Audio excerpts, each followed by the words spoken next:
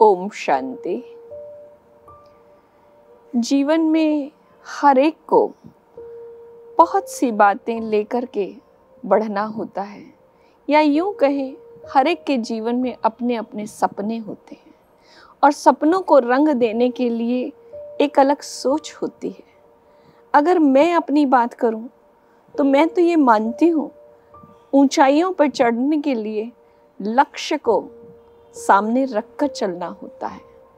और जब हम अपने जीवन के लक्ष्य को सामने रखते हैं तो हमारे आगे दो ही बातें होती हैं, या जीवन में दो ही चॉइस होती है कि मुझे केवल लक्ष्य के प्रति सोचना है या करना है या नहीं करना है।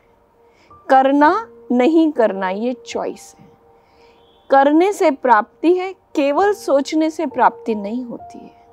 हम बहुधा ऐसा गलती कर बैठते हैं कि हम सोचते बहुत हैं, सोचते रहते हैं और सोचते सोचते कई बार तो पूरा दिन व्यतीत कर देते हैं। और दिन के आखिरी हिस्से में जब पहुंचते हैं, शाम आती है, सांझ गहराती है, रात आती है, तब हम सोचते हैं आज सारा दिन क्या किया, वेस्ट हो गया। पर हम ये नहीं सोचते हैं कि मैंने सारा दिन व्यतीत सिर्फ सोचने में ही किया। मुझे फैसला लेना था, मुझे कदम आगे बढ़ाना था, वो मैंने नहीं किया। अगर इन प्रवृत्तियों को मैं एक नाम दूं और वो नाम कहूं कि टालने वाली प्रवृत्ति, हमें टालने की आदत हो जाती है, काम को टालते जाते हैं। कई बार तो ऐसा भी देखने में आया है, जीवन की ज़रूरी बातें, जरूरी पहलू जो हमें करने चाहिए, काम करने चाहिए, हम जानते हैं हमारे जीवन के लिए महत्वपूर्ण है, उनको भी हम टाल जाते हैं। कभी बैठकर कारण सोचें कि हम क्यों टालते हैं। सोच कर देखिए कौन सी ऐसी बात हमारे आगे आती है जो हम अपने ज़रूरी फैसलों को भी टाल जाते हैं, कार्यों को टाल जाते हैं, हमारा टाइम बेकार हो जाता है, वेस्ट हो जाता है। मैं मानती हूँ कि अगर हमारे अंदर टालने की प्रवृत्ति है तो मुख्यतः एक कारण है कि कहीं हमारे भीतर ही भीतर असफलता का भय तो नहीं है। जांच कर देखिए कि मेरे अंदर कहीं ये भय तो नहीं सताता कि मैं ये काम करूँगा तो मैं असफल हो जाऊँगा, फिर लोग क्या कहेंगे, काम ही ना करो तो असफल ही ना हो, काम करना ही नहीं है। कहीं असफलता मेरे जीवन में हो जाए, इससे अच्छा है टालते रहो जब तक टाल सको, बचते रहो जब तक बच सको। और ऐसे में हमारा सुनहरा अवसर हमारे हाथ से निकल जाता है। फिर मजबूरन होके जब काम करते हैं तो उसका आउटपुट जो आना चाहिए वो नहीं आता, और फिर हम दुखी हो जाते हैं और कहते हैं मैंने तो पहले ही कहा था ना, मुझे तो पहले ही पता था कि मैं असफल होऊंगा, सफल हो नहीं सकता। तो हमें इस कारण को समझना है। दूसरा कारण एक और देखने में आया है, कई बार कई ऐसे लोग भी मिलते हैं जो सोचते हैं कि उनकी सफलता तो निश्चित है, अगर वो सफल हो गए तो सारा काम का बर्डन उन्हीं के ऊपर आएगा, मुझे ही करना पड़ेगा, मैं करूं ही क्यों। और इसलिए देखिए कई बार कई लोग कार्य को जानते होते हैं करना, फिर भी बोलते हैं नहीं मुझे नहीं आता है, मुझे नहीं पता है। वो बचते हैं, काम न करने की एक प्रवृत्ति अंदर में होती है, कहीं मुझे ही ज़्यादा काम करना पड़ेगा, और वो जिम्मेवारी उठाने से घबराते हैं कि जिम्मेवारी मुझे नहीं चाहिए, मैं नहीं ले सकता। तो जिम्मेवारी न उठाना भी, उसके कारण टालना, ये भी अपने ही जीवन में आगे बढ़ने से हमें रोक देता है। तीसरा, कई बार हम अंदर से भीतर ही भीतर कमजोर होते हैं, हमारा मन कमजोर होता है। हम सोचते हैं नहीं, हम कैसे आगे बढ़ेंगे, कैसे चलेंगे, कोई तो मेरे साथ नहीं है। एक कमजोर मन हम लेकर के चले हुए होते हैं और इसी उधेड़-बुन में रहते हैं, पता नहीं क्या होगा, कैसे होगा। तो ये कमजोर मन असुरक्षा का भाव देता है और असुरक्षित महसूस करने के कारण भी हम टालते रहते हैं और इस कारण हम अपना कहीं ना कहीं कंफर्ट जोन क्रिएट कर लेते हैं और उसी में जीना चाहते हैं, उससे बाहर निकलना नहीं चाहते। पर ये टालने की जो प्रवृत्ति है वो हमें अंदर ही अंदर नुकसान देती रहती है।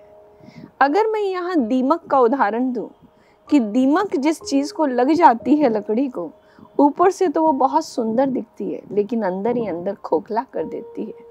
ठीक यही बात ये टालने की प्रवृत्ति से लागू होती है। ऊपर से तो हम वैसे ही दिखते हैं लेकिन अंदर ही अंदर हम कमजोर होते चले जाते हैं, क्योंकि न हम जिम्मेवारी को उठाना चाहते हैं, न कार्य समय पे कर पाते हैं, सोचने में ही हमारा टाइम वेस्ट हो जाता है और जो सपने जिंदगी के पूरे होने चाहिए थे वो नहीं हो पाते तो दुखी होते रहते हैं। फिर सोचते हैं शायद मेरा नसीब ही खराब है। फिर रहा सहा जाकर के हम नसीब को जाकर के यूं कहें उसको बार बार कोसते हैं, कचोटते हैं अपने मन को, मेरा नसीब ऐसा है। नहीं, नसीब तो बहुत सुंदर है। नसीब लिखा जाता है अपनी मेहनत से, अपने हाथों से, अपने क्रिया करने की विधि से।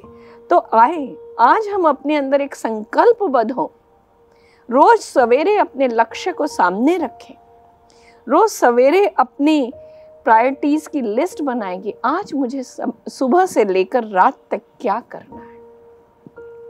अपने कार्य की लिस्ट बनाई जाए कि आज सुबह से लेकर रात तक मुझे ये करना है और उसको भी टाइम बाउंड करें कि इस समय से इस समय तक मुझे ये करना है, इस समय से इस समय तक ये करना है।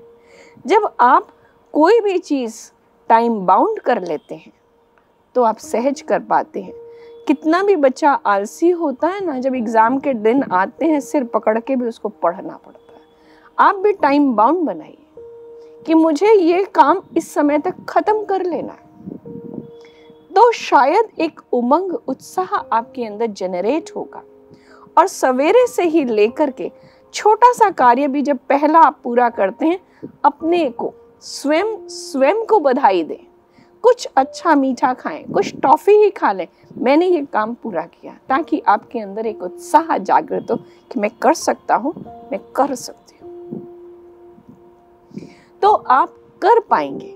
इसलिए आप सवेरे से शाम तक के कार्यों की सूची बनाकर और एक एक काम करके उसको टिक करते जाएं, ये कार्य हो गया, ये कार्य हो गया, ये कार्य हो गया। दूसरी बात, आपने किसी भी कार्य के लिए सोचा, हाथों हाथ उसका निर्णय लीजिए और करना प्रारंभ कर दीजिए।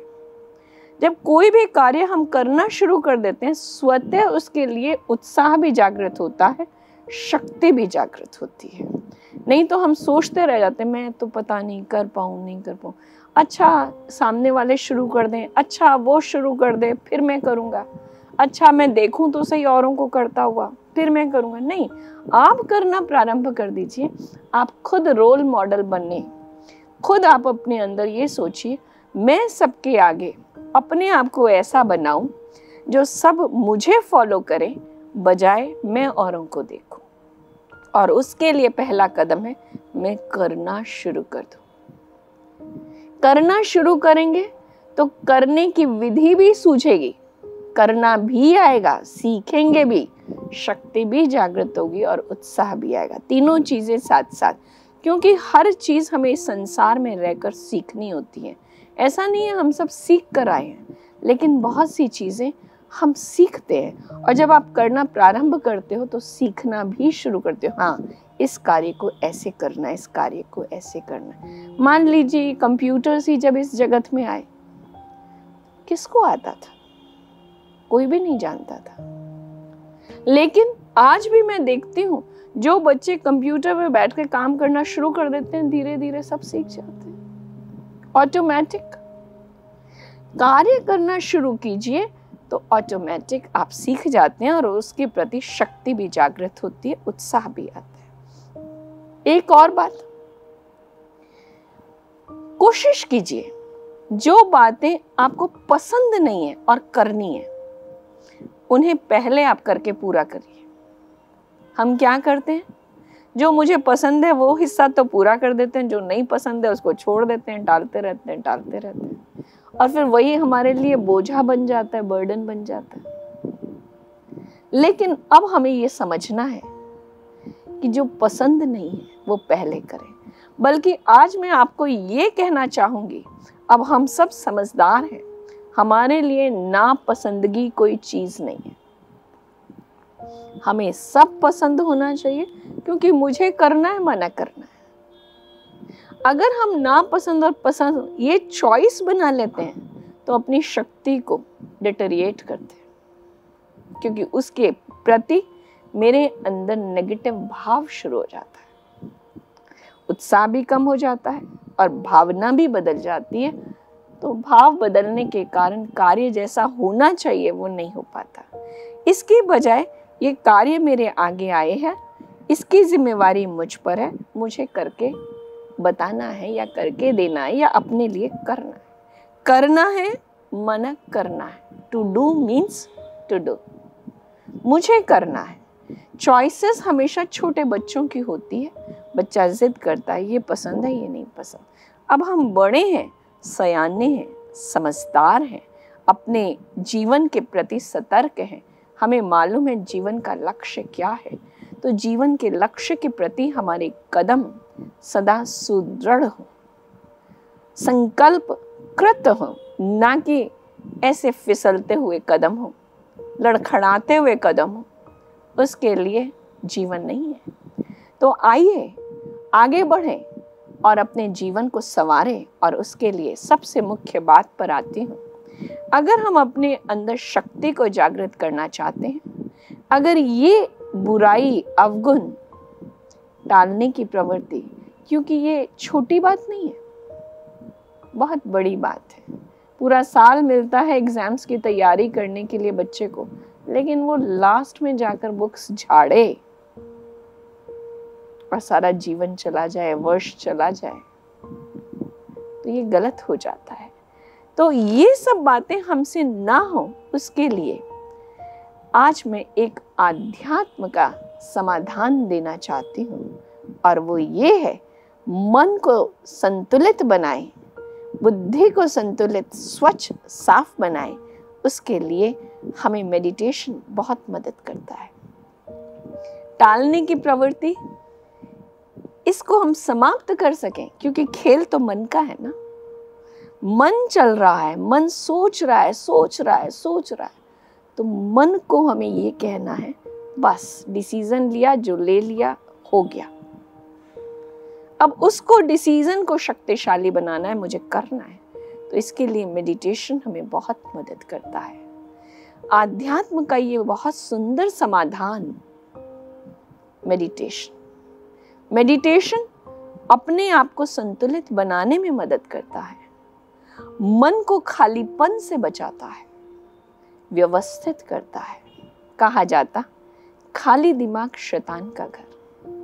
ऐसे ही दूसरी बात आज मैं कहूंगी, कमजोर संकल्प भी बुराइयों का घर बन जाता है।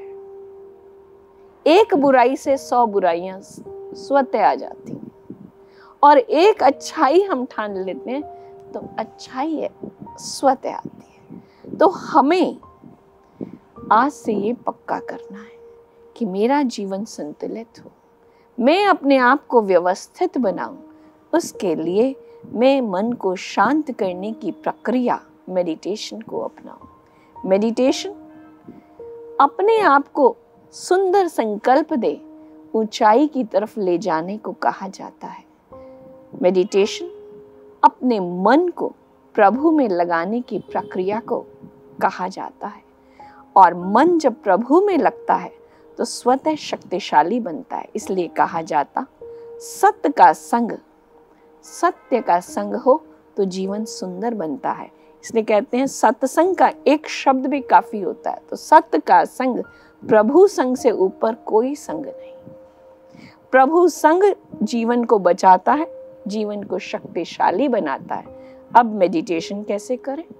एक ही मिनट के लिए अपने आप को एक संकल्प दें, मैं शांत, मैं शुद्ध, मेरा मन शक्तिशाली है, मैं प्रभु संतान हूं। मुझे जो आज कार्य करना है,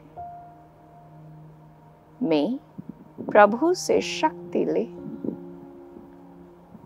कार्य को प्रारंभ करूंगी। प्रभु की शक्ति मेरे साथ है, स्वतः सफलता हुई पड़ी है। इस प्रकार का संकल्प स्वयं को दें और अपनी दिनचर्या को प्रारंभ करें, कार्य करें। जीवन में सदा आप आगे बढ़ें, खुश रहें, प्रसन्न रहें। ओम शांति। स्वराज्य से स्वर्णिम भारत।